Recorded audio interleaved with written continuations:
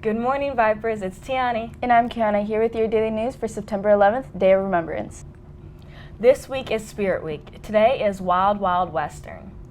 Tomorrow is Beach Day and Friday is Frenzy Friday. Wear black and gold. The PSAT for juniors and sophomores is Wednesday, October 16th at 9:40 in the morning. Registrations are $17. In order to be eligible to enter the National Merit Scholarship Program, students must test their junior year. Testing for sophomores will allow more time to plan and prepare. Be on the lookout for Deca diamonds scattered across the school. If you find a diamond like this, go to Snake Bites for free ice cream. Also, there is a Skills USA meeting in room E8 after school next Tuesday for any students interested in participating in the Skills USA this year. Let's go to Neo for the weather forecast. Hello, my name is Neo Johnson with your daily weather report sponsored by DECA. On Wednesday and Thursday, it's partly cloudy, and on Friday, it's sunny. On Wednesday, there's a high of 93 and a low of 72. On Thursday, there's a high of 98 and a low of 72. On Friday, there's a high of 99 and a low of 72. I'm Neo Johnson, that's your daily weather report. Thank you, Neo. Don't forget to wear your IDs at all times. Replacement IDs and lanyards are $3. Now for a 9/11 tribute video with Mrs. Jackson.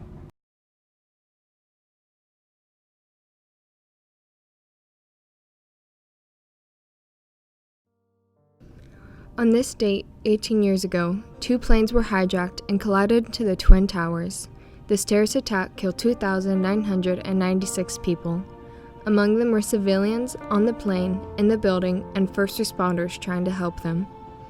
At 8:45 a.m., American Airlines plane 767 crashed into the North Twin Tower of the World Trade Center in New York City. At 9:03, American Airlines plane 175 crashed into the South Twin Tower of the World Trade Center in New York City.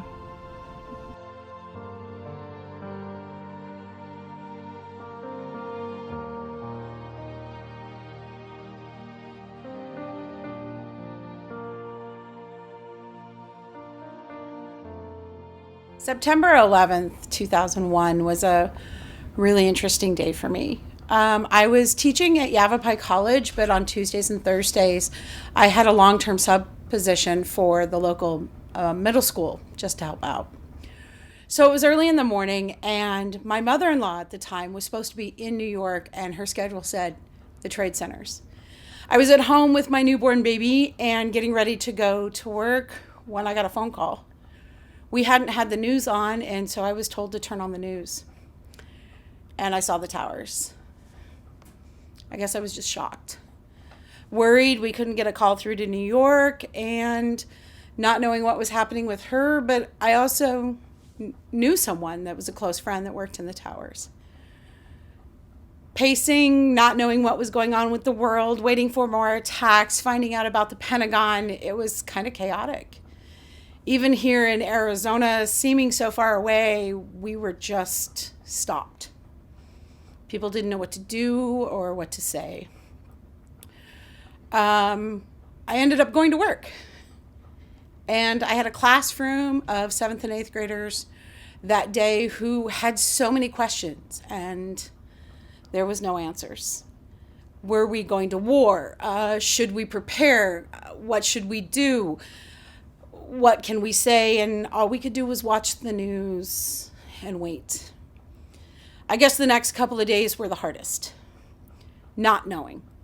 We finally got a hold of my mother-in-law and found out she was okay, that by some freak accident, she wasn't feeling well that morning with her heart and had decided to stay at her brother's that night and not go to the trade center. I wasn't so lucky with my friend Alex. I found out about a week later that he was in the second tower. And about a few months later, I got to hear the phone call that was left behind. I'm not sure his parents ever really recovered. I know I never did, and I still miss him. It was really interesting to watch the country after that. People lining up to donate blood.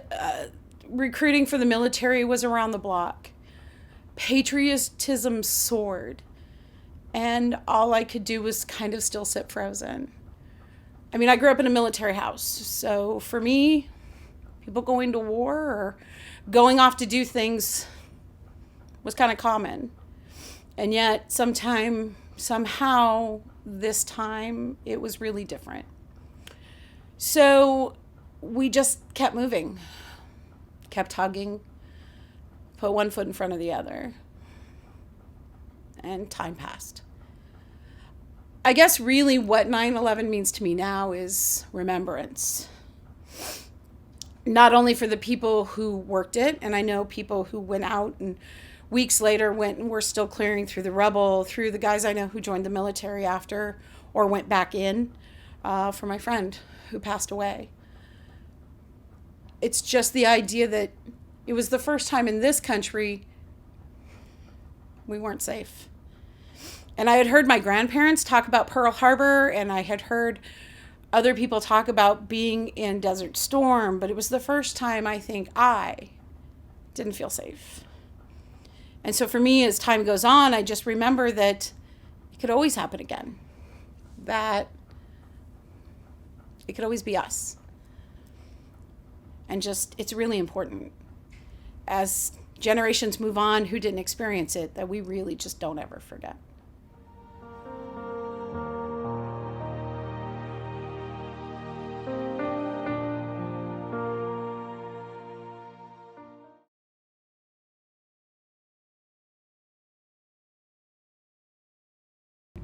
The Fellowship of Christian Athletes will meet this Friday in the Innovation Lounge at 7:30.